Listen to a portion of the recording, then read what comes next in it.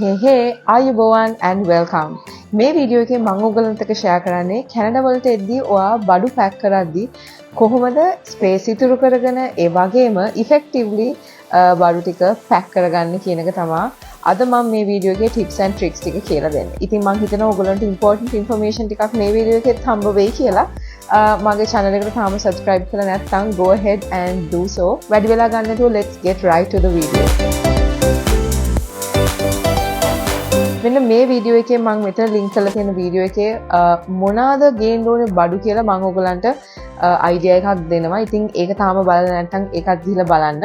දැන් ඔයගොල්ලෝ අරන් තියෙන බඩු කොහොමද හරියට පැක් කරගන්නේ ඉඩ ඉතුරු කරගන්න කියන එකේ tips and tricks ටික මම දැන් ඔයගලන්ට කියලා දෙන්නම්. හරි. ඉතින් firstly මට ඔයගලන්ට කියන්න තියෙන්නේ ඔයගලන්ට දැන් ඔයගොල්ලෝ documents ටික ඔක්කොම submit කරලා ඔයගලන්ගේ visa එකත් ඇවිල්ලා. දැන් ඔගොල්ලෝ ටිකට් එක බුක් කරාම ඔයගලන්ගේ ටිකට් එකේ තියෙනවා ඔයගලන්ගේ luggage allowance එක කොච්චරද කියලා. අපි එද්දී අපිට තිබ්බ මෙන්න මේ විදිහට 2 main luggages and 1 hand luggage තමයි අපේ allowance එක තිබ්බේ. ඉතින් අපි ගෙනාවේ මෙන්න මේ luggages ටික. ඇත්තටම මේක අපි එන්න කලින් ගත්ත ක්ලිප් එකක්. ඉතින් මම පෙන්නනම් අපේ main luggages මොනවාද කියලා. මෙන්න මේ දෙක තමයි අපි main luggages හැටියට use කරන්නේ. මේකේ සාමාන්‍යයෙන් 25 kilos විතර දාන්න පුළුවන් කොහොමත් depending on what you put in there. ඊට අමතරව අපි මේ බෑග් එක ගත්තේ පෙටා වලින්. ඒකට දාන්න පුළුවන් about 20 to 25 kilos පුළුවන්. ඉතින් ඒකත් අපේ main checking luggage එකක් හැටියට අපි ගෙනියන්න plan කරලා තියෙනවා. ඊට අමතරව මේ බෑග් එක backpacking බෑග් එකක්. ඒකත් අපි ගෙනියන්න උමනාවක් තිබ්බා. ඉතින් අපි ඒකත් checking luggage එකක් හැටියට ගෙනියනවා. මේකෙත් සාමාන්‍යයෙන් 18 to 20 kilograms විතර ගෙනියන්න පුළුවන්.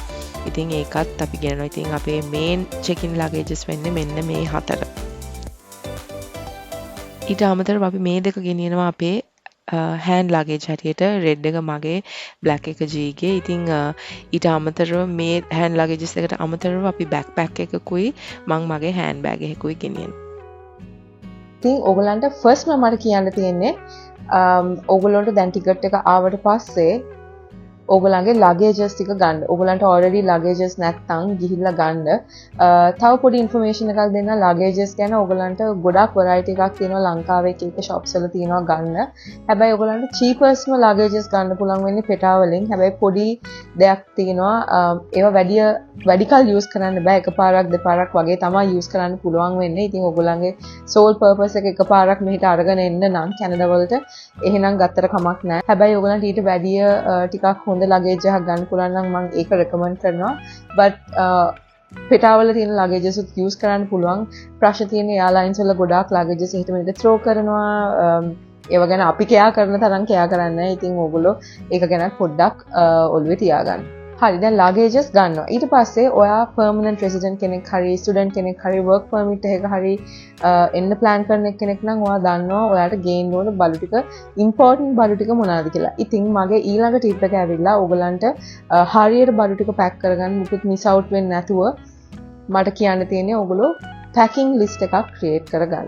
packing list එකක් කියන්නේ ඔයගලන්ට මොන items ද මෙහෙට අනිවාර්යෙන්ම ගේන්න ඕන කියලා list එකක් ලියාගන්න. for example packing list ඔයාලා හදද්දී කීපයක් හදන්න පුළුවන්. එක්ක category එකකට හදන්න පුළුවන්.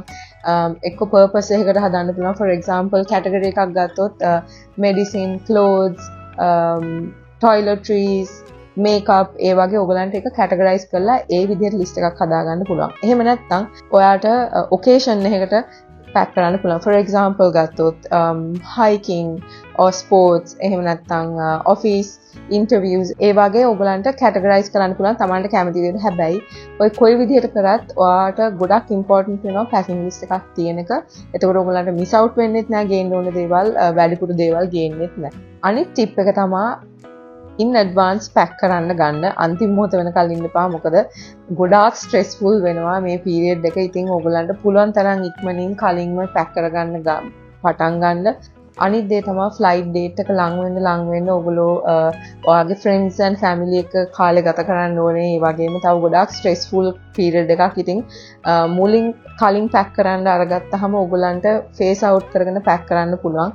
කොහොමත් අන්තිම මොහොතේ පැක් කරන එක ගැන worry වෙන්න එපා. like for example cooked food එහෙම අපිට කලින් පැක් කරලා තියන්න බෑ. ඉතින් ඒ වගේ දේවල් කොහොමත් අන්තිම මොහොතේ හරි පැක් කරනවා. ඉතින් face out කරාම ඔයාට මොන හරි missing items තියෙනවා නම් ඒවා ගන්න කාලේ තියෙනවා. ඒ වගේම මොන හරි වැඩිපුර දේවල් ගෙනියන්න පුළුවන්ද බැරිද කියලා ඔයගොල්ලන් decide කරන්න පුළුවන් කලින් pack කරන්න පටන් ගත්තාම. so start packing in advance. ඊළඟට ඔයගොල්ලෝ ගොඩක් stress වෙන point එකක් වෙනවා ඔය ගන්න බඩු ටික ඔක්කොම කොහොමද හරියට pack කරගන්නේ කියලා. දැන් packing list එකකුත් හදලා luggage උත් තරම් ඒ ඔක්කොම හරි. හැබැයි organize කරලා පැක් කරාම තමයි ඔයගලන්ට ගොඩාක් ස්පේස් යුටිලයිස් කරන්න පුළුවන් වෙන්නේ. ඉතින් මම කියන්නම් කොහොමද ඒ විදිහට ඔයගොල්ලෝ ලගේජස් ටික යුටිලයිස් කරගන්නේ කියලා. පැකින් ස්ටයිල්ස් ගොඩක් තියෙනවා. දැන් කාලේ ඔයගොල්ලෝ පොඩ්ඩක් ඔන්ලයින් රිසර්ච් එකක් දැම්මොත් ඔයගලන්ට හොයාගන්න පුළුවන් එක එක විදිහවල වලට පැකින් කරන්න පුළුවන්. හැබැයි මම පර්සනලි කරේ පැකින් කියුබ්ස් යූස් කරා. ඒ වගේම මෙන්න මේ වගේ තමයි පැකින් කියුබ්ස් තියෙන්නේ. පැකින් කියුබ්ස් වලට බඩු පැක් කරද්දී ඔයගලන්ට කැටගරයිස් කරලා පැක් කරන්න පුළුවන්. ඒ වගේම මේක ගොඩක් කම්ප්‍රෙස් කරනවා ඇඳුම්. ඉතින් ගොඩක් වැඩිපුර ඇඳුම් දාගන්න පුළුවන් වෙනවා. ඒ වගේම මම වැකියුම් බෑග්ස් පුළුවන් නම් ඔයගලන්ට ගන්න සජෙස්ට් කරනවා. මොකද ඒකෙත් ගොඩක් එයා එක කම්ප්‍රෙස් කරලා ඒක වැකියුම් කරලා ඉඩ අරන් දෙනවා. ඒ වගේම තව කියන්න දෙයක් තියෙනවා. එක එක folding techniques තියෙනවා ඔයගලන්ට suitcases වල ඉඩ ඉතුරු කරගන්න. for example ගත්තොත් army style තියෙනවා, Marie Kondo style තියෙනවා, ඒ වගේම regular folding තියෙනවා. ඒ වගේ different folding types තියෙනවා ඔයගලන්ට. ඒ විදිහට ඔයගොල්ලෝ ඇඳුම් fold කරොත් ඔයගලන්ට suitcases වල ගොඩක් ඉඩ ඉතුරු කරගන්න පුළුවන්. ඉතින් ඒව ගැනත් පොඩ්ඩක් research කරලා බලන්න කරන හැටි. මම use කරේ packing cubes and army roll එක තමයි මගේ ඇඳුම් පැක් කරද්දී අපි යූස් කරපු ටෙක්නික්ස් ටික. ඉතින් අපිට ගොඩක් ඉතුරු කරගන්න පුළුවන් වුණා ඉඩ. ඒ නිසා අනිත් ටිප් එක තමයි ඔයගොල්ලෝ දැන් මොන හරි ලොකු items ගේනවා නම් for example shoes හරි මොන හරි ඒ වගේ දේවල් ගේනවා නම් ඒවල ගොඩක් empty spaces ඉතුරු වෙනවා. ඉතින් ඕගලන්ට පුළුවන් පොඩි items for example ගත්තොත් socks හරි මොන හරි ඒ වගේ පොඩි towels හරි මොන හරි ඒවා ඒ empty spaces ඇතුළට දාන්න. එතකොට එතනත් ඕගලන්ට ඉඩක් ඉතුරු වෙනවා. ඉතින් ඒ වගේ දේවල් ඕගලන්ට utilize කරන්න පුළුවන් ඕගලන්ට තව extra luggage space ගන්න. හරි. ඊට පස්සේ දැන් ඕගලන්ට luggage types දෙකක් තියෙනවා මෙතන. main luggage and hand luggage. hand luggage එකේ සාමාන්‍යයෙන් ඕගලන්ට දාන්න පුළුවන් දේවල් තියෙනවා, බැරි දේවල් තියෙනවා. අනිත් එක hand luggage එකට ගොඩක් පොඩි kilograms ගණනක් තමයි හම්බ වෙන්නේ ඕගලන්ට pack කරන්න. ඉතින් මම ඕගලන්ට පොඩි tips ටිකක් දෙන්නම්. hand luggage එකට දාන්නේ මොනවාද? දාන්න නැත්තේ මොනවාද? ඒ වගේම ඒකේ තියෙන space එක කොහොමද හරියට utilize කරන්න කියලා මම ඔයගලන්ට කියලා දෙන්න.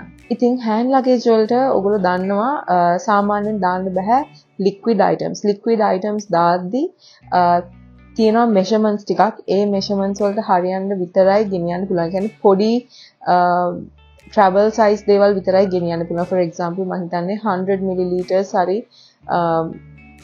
ඒ වගේ quantity එකක් තමයි පුළුවන්. ඒක ඔයගලන්ගේ එයාලයින් එකේ වෙබ්සයිට් එකේ තියෙනවා ගෙනියන්න පුළුවන් liquid items කොච්චරද and ඒවල sizes මොනවද කියලා. ඒක පොඩ්ඩක් research කරලා බලන්න. ඉතින් ලොකු liquid items මුකුත් hand luggage එකට දාන්න එපා. ඒක ඔක්කොම දාන්න ඕනේ main luggage එකට. main luggage එකට දාද්දි ඔයගොල්ලෝ bottles හරි glass bottles වගේ දේවල් දානවා නම් අනිවාර්යයෙන්ම බබල් රැප් කරලා පුළුවන් නම් ඩබල් රැප් කරන්න. මොකද නිකන් හරි බොටල් එකක් කැඩුනොත් හරි පිපුරුනොත් හරි මොකද එයාලයින් එකේ ප්‍රෙෂර් එකට සමහරවිට ඒ වගේ දේවල් වෙනවා. ඉතින් ඒවා අනිවාර්යයෙන්ම හොඳටම securely රැප් කරන්න. එතකොට ඔයගලන්ට ඔයාගේ සූට්කේස් එකේ තියෙන අනිත් බඩු ටික සේව් කරගන්න පුළුවන් වෙනවා. hand luggage එකට මට තව කියන්න තියෙන්නේ ඔයගලන්ට important කියලා හිතන හැම document එකක්ම ඔයගලන්ට මගේ අර packing වීඩියෝ එකේ මම ඔයගලන්ට කියනවා ගේන්න ඕන documents මොනවද කියලා. ඒ ටික ඔක්කොම දාගන්න ඔයාගේ hand luggage එකට. මොකද ඔයාට easily ඒක accessible වෙන්න ඕනේ. අනිත් එක තමයි ඔයගොල්ලෝ hand luggage එකට ඔයගලන් මොන හරි valuable jewelry තියෙනවා නම් for example gold තියෙනවා නම් ඒ වගේ දේවලුත් hand luggage එකට දාන්න. මොකද ඒක within reach තියෙන එක කොයිම වෙලාවකවත් ඔයාගේ site එකකින් එළියට යන්නේ නැහැ. ඉතින් ඒ නිසා ඒක ඔයා hand luggage එකට දාගන්න. gold ගැන කියද්දි ඔයගලන්ට gold වලටත් limit එකක් තියෙනවා ගේන්න පුළුවන් flights වල. ඉතින් ඔයා ශ්‍රී ලංකන් immigration website එකේ තියෙනවා කොච්චරද ගේන්න පුළුවන් කියලා. එහෙම නැත්නම් call එකක් දීලාත් බලන්න පුළුවන්. jewelry ගේද්දි ඒවත් පොඩ්ඩක් consider කරලා ගේන්න. hand luggage එකට දැන් ඔය important documents වි jewelry දාගත්තා. ඊට පස්සේ extra clothes at least 2 pairs ඔයා hand luggage එකට දාගන්න. මොකද මේ දවස්වල luggages නැති වෙනවා, luggages එන්න delay වෙනවා. ඒ වගේ දේවල් හරිම common. ඉතින් extra pair of clothes තියාගන්න කොයි එකටත් luggage එකේ. ඒ වගේම extra medicine මොන හරි prescription medicine හරි ඔයගලන් over the counter මොන හරි medicine ගන්නවා නම් ඒව හරි extra තියාගන්න hand luggage එකේ. ඒ වගේම ඔයගලන්ගේ electronic items මොන හරි ගෙනෙනවා එක්ක ඔයාගේ hand luggage එකේ දාගන්න. එහෙම නැත්නම් backpack එකක ගන්න. මේක depend වෙනවා airline එකකින් airline එකට. සමහර backpacks allow කරන්නේ නැහැ airlines වල. ඒකත් consider කරන්නේ hand luggage එකක් හැටියට. හැබැයි සමහර airlines වෙන for example අපි ආවේ ශ්‍රී ලංකන් airlines ඒකේ backpack එක consider කරේ නෑ hand luggage එකට. ඉතින් additionally අපිට backpack එකකුත් ගෙනියන්න පුළුවන් වුණා.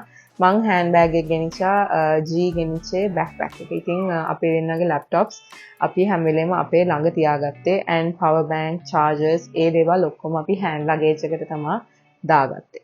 ඊට අමතරව පොඩි toiletries bag එකකුත් තියාගන්න. ඔයගලන්ට airport transits වලදී එහෙම ඔයගලන්ට use කරන්න ඕන වෙනවා. ඉතින් ඒකත් ඔයගේ hand luggage එකේ දාලා තියාගන්න.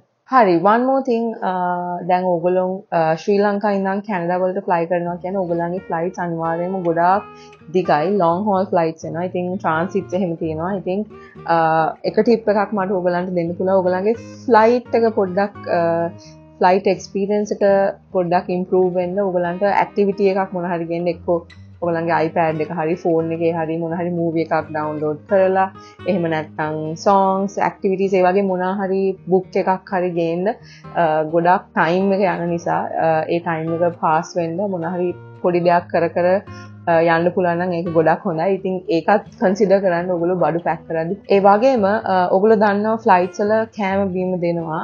හැබැයි ඔයගලන්ට ස්පෙસિෆික් මොන හරි කෑමක් තියෙනවා නම් ඔයගොල්ලෝ කන්න ආස ස්නැක්ස් මොන හරි ඒවත් දාගෙන එන්න ඔයගලන්ට hand luggage එකේ දාන්න පුළුවන්. ඉතින් within reach තියාගන්න මේ දේවල් ඔයාලට flight එකේදී කන්න ඕන නම් ඒ වගේ දේවල් කන්නත් පුළුවන්.